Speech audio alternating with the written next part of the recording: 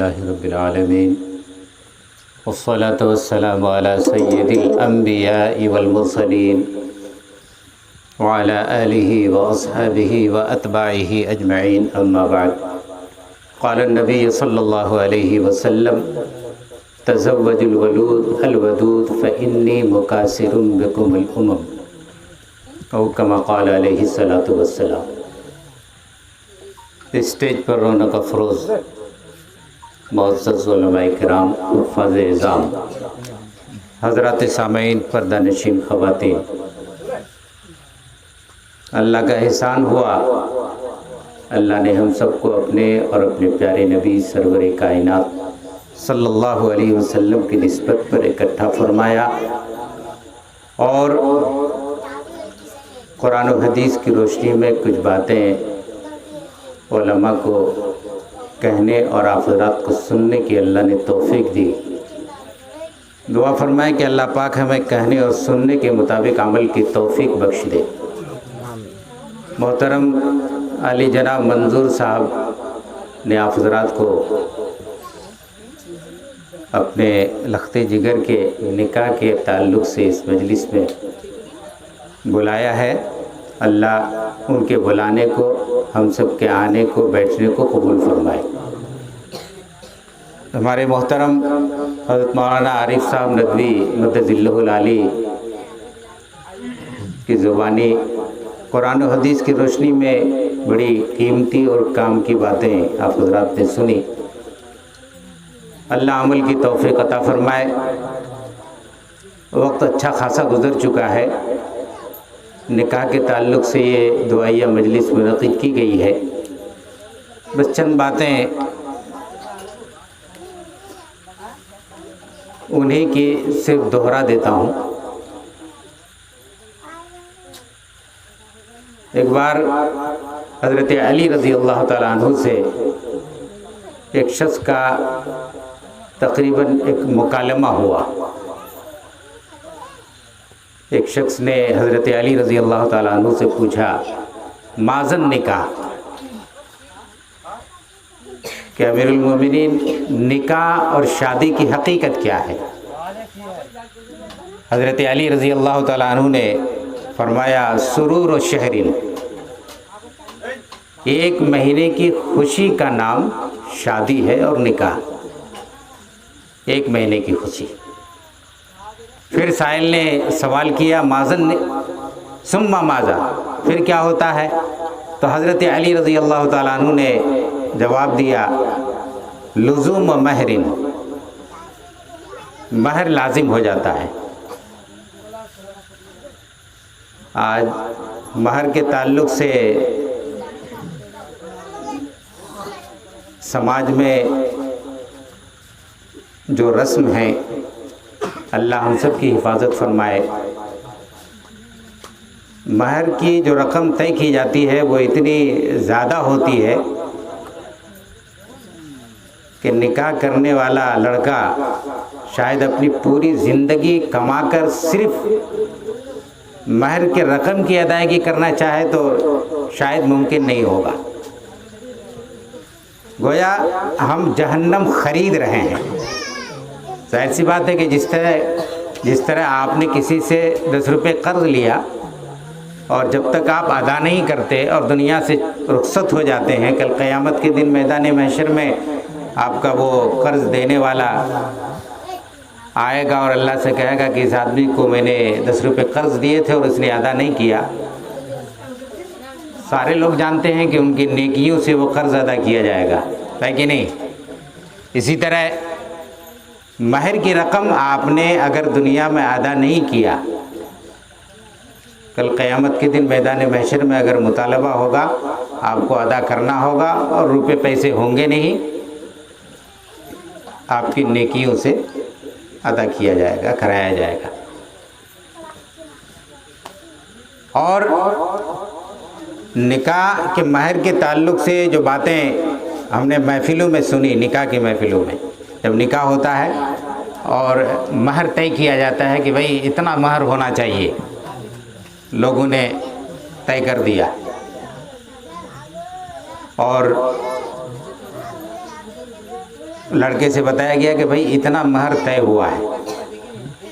لڑکے اور پھر لڑکے کے جو لوگ ہوتے ہیں وہ بڑی آسانی سے یہ کہہ دیتے ہیں کہ ارے بھائی طے کرنے تو کون ادا کرتا ہے.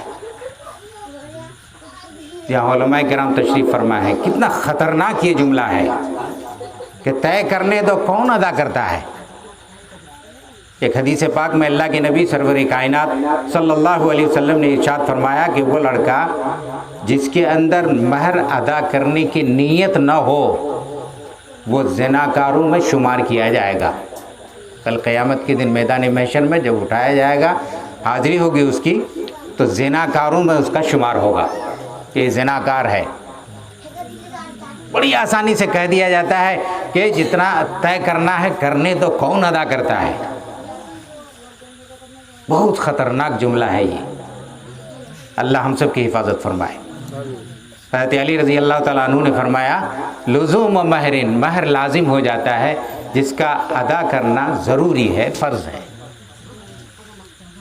اس کے بعد پھر سائل نے سوال کیا ثم ماذا, پھر کیا ہوتا ہے؟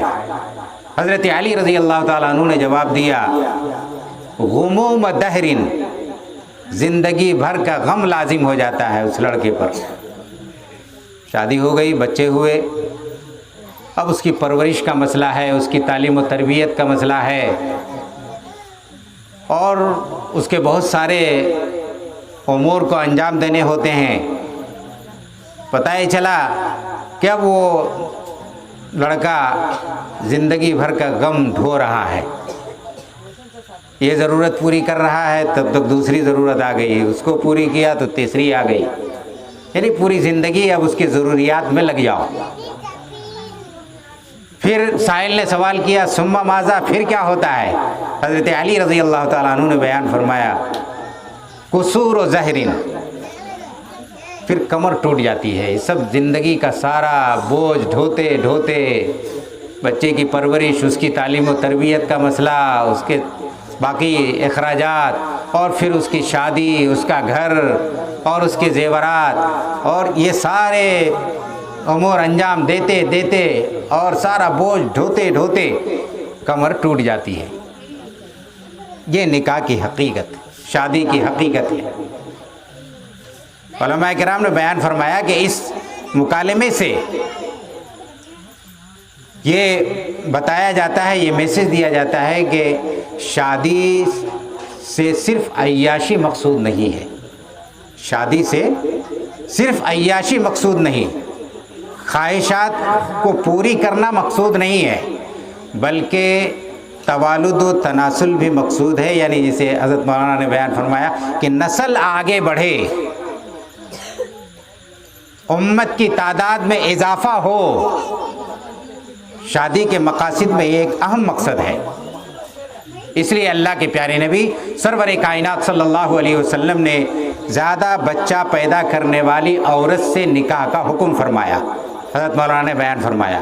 اس ذیل میں ایک واقعہ علماء کرام نے بیان فرمایا, حدیث کی کتابوں میں ہے کہ ایک شخص اللہ کے نبی سرور کائنات صلی اللہ علیہ وسلم کی خدمت میں حاضر ہوا اور عرض کیا یا رسول اللہ, میں ایک ایسی عورت سے محبت کرتا ہوں جو حسب و نسب والی ہے, اچھے اعلیٰ خاندان, اعلیٰ حسب و نسب کی ہے, عزت و مرتبہ والی ہے, مال و دولت والی ہے. یہ تینوں خوبیاں اس کے اندر ہیں. حسب و نسب والی ہے, عزت و مرتبہ والی ہے, مال و دولت والی ہے.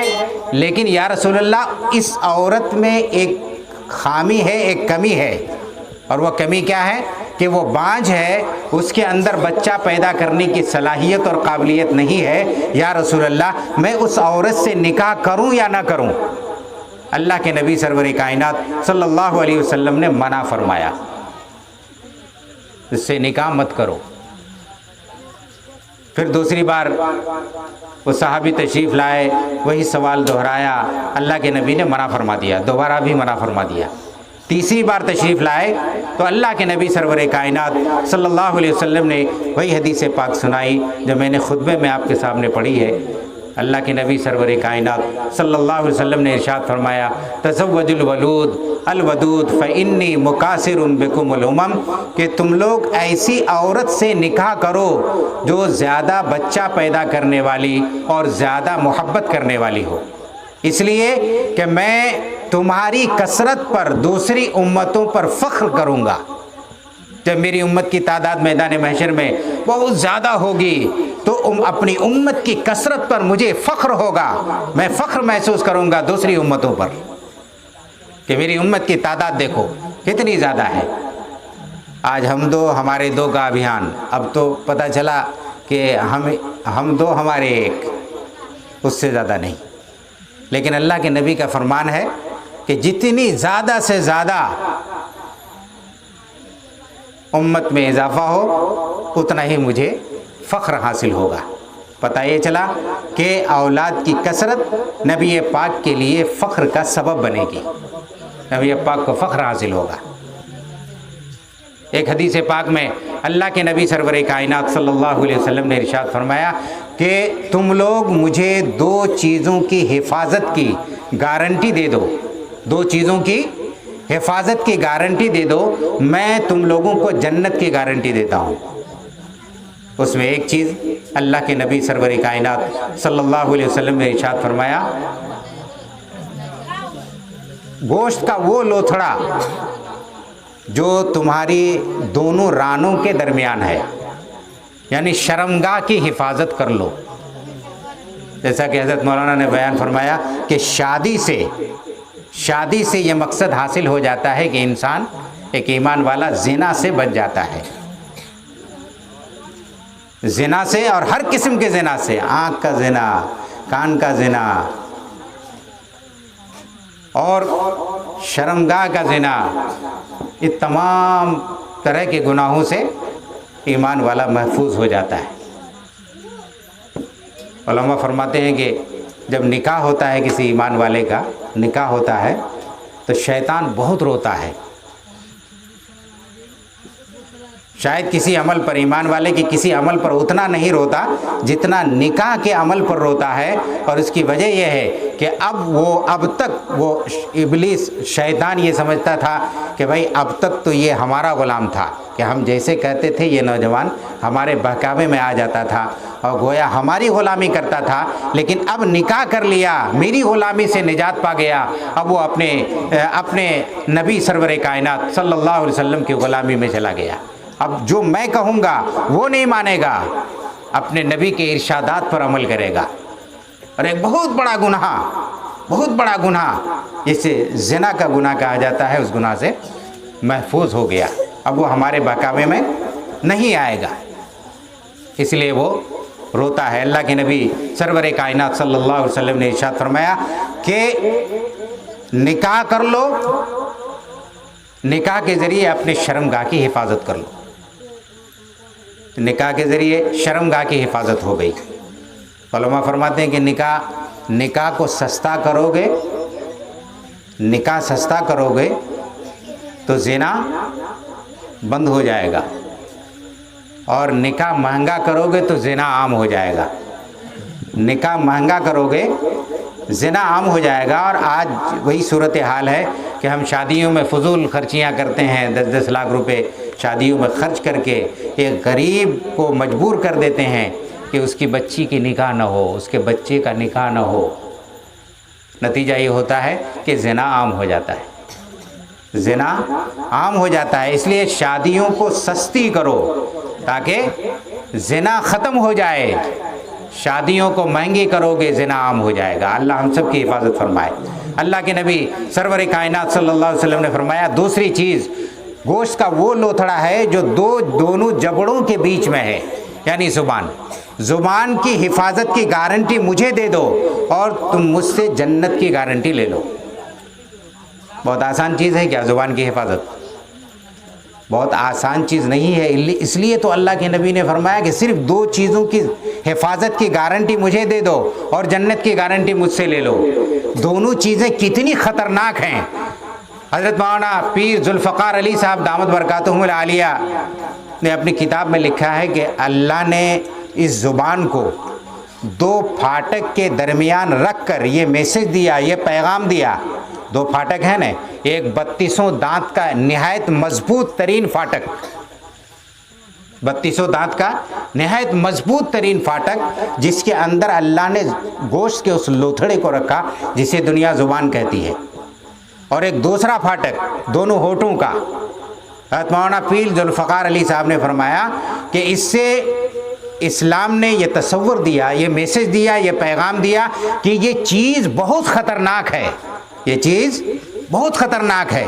بھائی ایک شیر جو بہت خونخوار ہوتا ہے اس کو پنجڑے در پنجڑے کے اندر رکھا جاتا ہے کہ نہیں؟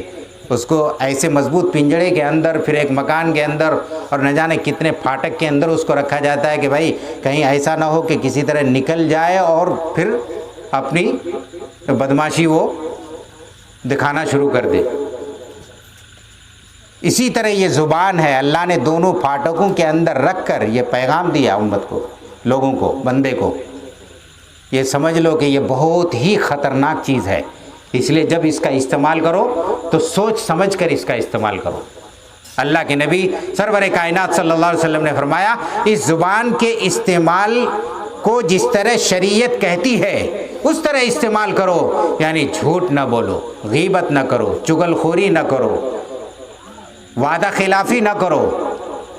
اس زبان سے سچ بولو، اس زبان سے وعدہ کرو تو پورا کرو، اس زبان سے نماز کی دعائیں پڑھو، ذکر و تسبیح تحلیل کرو، قرآن کریم کی تلاوت کرو. یعنی شریعت جیسے جیسے اس زبان کے استعمال کو کہتی ہے ویسے ویسے استعمال کرو، اور جن جن چیزوں سے شریعت اس زبان کے استعمال کو منع کرتی ہے ان چیزوں سے باز آ جاؤ. تو سمجھ لو کہ اس زبان کی حفاظت کی گارنٹی تم نے مجھے دے دی، اب تم جنت کی گارنٹی لے لو. علماء فرماتے ہیں کہ بھائی جب صبح ہوتی ہے نا تو جسم کے سارے اعضاء زبان سے کہتے ہیں کہ بھائی تم ٹھیک ٹھاک رہنا، اگر تم ٹھیک رہے تو ہم سب کی خیریت ہے، اور اگر تم بگڑے تو پھر ہم سب کی دھلائی کٹائی پسائی ہو جائے گی. اس لیے اس زبان کی حفاظت کرنی ہے، اور شرمگاہ کی حفاظت نکاح کے ذریعے کرنی ہے. اللہ ہم سب کو کہنے سننے کے مطابق عمل کی توفیق بخش دے. انہی چند باتوں پر اپنی بات ختم کرتا ہوں. وآخر دعوانا الحمدللہ رب العالمین. سارے لوگ مل جل کر بھائی منظور صاحب کے صاحبزادے کا کل نکاح ہونا ہے، دعا فرما دیں اللہ تعالیٰ اس نکاح کو برکت والا نکاح بنائے. اس نکاح کے اندر جو خرافات، بدعات اور رسم و رواج ہوتے ہیں اللہ ان سب سے ہم سب کی حفاظت فرمائے. مولانا دعا فرمائے، درود پاک پڑھ لیں. اللہم صلی علی محمد النبی الامی وعلی آلہ وسلم تسلیما. بچہ کے لیے مطلب صحت کے بارے میں، اور اس سے 2-4 مہینے پہلے جو ہمارے چاچا کے لڑکی گزری ان کے لیے بھی دعا کر دی. جی اللہم صلی علی محمد النبی الامی وعلی آلہ وسلم تسلیما.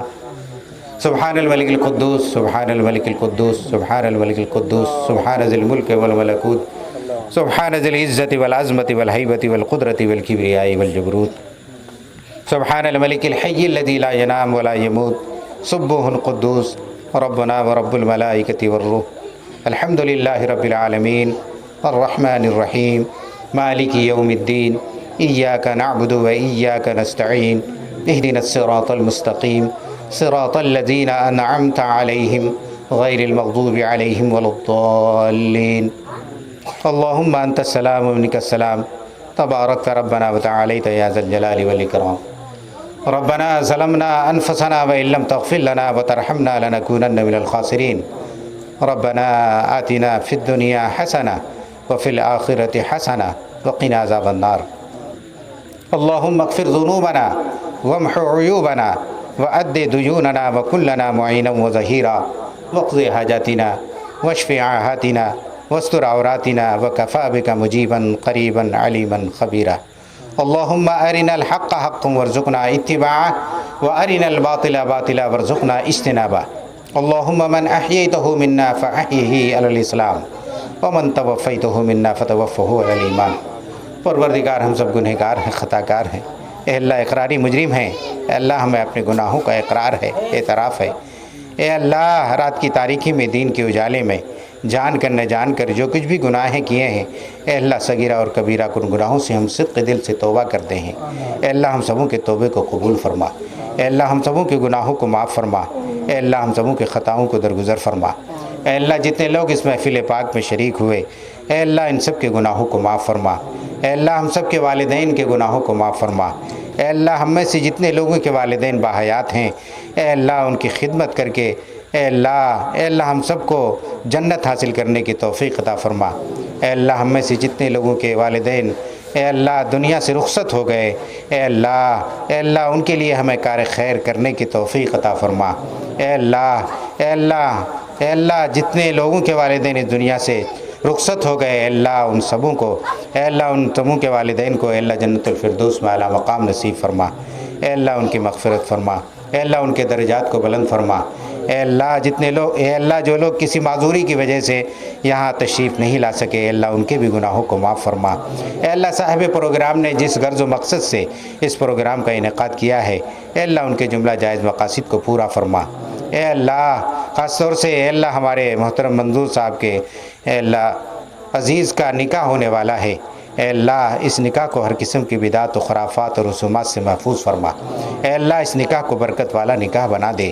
اے اللہ اس جوڑی کو فاطمہ اور علی کے نقش قدم پر چلنے کی توفیق عطا فرما۔ اے اللہ اس جوڑی میں ایسی محبت پیدا فرما جو کبھی ختم ہونے والی نہ ہو۔ اے اللہ ان دونوں میں محبت کو قائم و دائم فرما۔ اے اللہ اس نکاح کو دونوں گھرانوں میں محبت پیدا کرنے کا ذریعہ بنا۔ اے اللہ دونوں گھرانوں کو جوڑنے کا اے اللہ ذریعہ بنا دے۔ اے اللہ اس نکاح کو خیر کا ذریعہ بنا۔ اے اللہ اس سے جو اولادیں ہوں اے اللہ نیک اور صالح ہوں۔ اے اللہ ماں باپ کی فرما بردار اے اللہ تیرا اور تیرے پیارے نبی سرور کائنات صلی اللہ علیہ وسلم کی تابعداری کرنے والی اولادیں ہوں۔ اے اللہ والدین کی خدمت کرنے والی اولادیں ہوں۔ اے اللہ ان کے گھر میں خیر و برکت عطا فرما۔ اے اللہ ان کے گھرانے سے جو لوگ اس دنیا سے رخصت ہو گئے اے اللہ ان کی مغفرت فرما۔ اے اللہ ان کو جنت الفردوس میں اعلیٰ مقام نصیب فرما۔ اے اللہ جو بیمار ہیں شفاء عاجلہ کاملہ مستمرہ عطا فرما۔ اے اللہ اس محلے کو قبول فرما۔ اے اللہ اس محلے کے مردوں کو عورتوں کو بوڑھوں کو بچوں کو اے اللہ اپنے دین کے لیے قبول فرما۔ اے اللہ اپنے دین کے لیے قبول فرما۔ اے اللہ جو بے نمازی ہیں ان کو نمازی بنا دے۔ اے اللہ مردوں کو مسجدوں سے جڑنے کی توفیق عطا فرما۔ اے اللہ عورتوں کو اپنے گھروں میں اے اللہ پردے کے ساتھ رہنے کی پردے کے ساتھ زندگی گزارنے کی اور اے اللہ اعمال سے جڑ کر رہنے کی توفیق عطا فرما دے۔ اے اللہ مدارس کی مساجد کی خانقاہوں کی حفاظت فرما۔ اے اللہ اسلام مخالفین اسلام کے خلاف مسلمانوں کے خلاف جو سازشیں کر رہے ہیں اے اللہ ان کی سازشوں کو تو ناکام بنا دے۔ اے اللہ مراکز کی حفاظت فرما، علماء کی حفاظت فرما، مدارس کی حفاظت فرما۔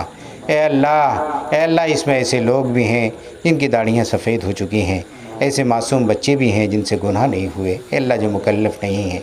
اے اللہ ان لوگوں کے واسطے سے اے اللہ ہم سبوں کے دعاؤں کو قبول فرما۔ اے اللہ ہم سبوں کی دعاؤں کو قبول فرما۔ اے اللہ علماء کرام کے کہنے میں جو غلطیاں ہوئی ہوں اسے درگزر فرما۔ اے اللہ اور ہم سب کو اس پر عمل کی توفیق عطا فرما دے۔ اے اللہ تو محض اپنے فضل و کرم سے نبی پاک علیہ الصلوۃ والسلام کے صدقے میں ہم سبوں کی دعاؤں کو قبول فرما۔ رب اجعلنی مقیم الصلاۃ ومن ذریتی ربنا وتقبل دعا وصلی اللہ تعالی علی خیر خلقہ سیدنا محمد وآلہ واصحابہ وازواجہ وذریاتہ واہل بیتہ اجمعین برحمتک یا ارحم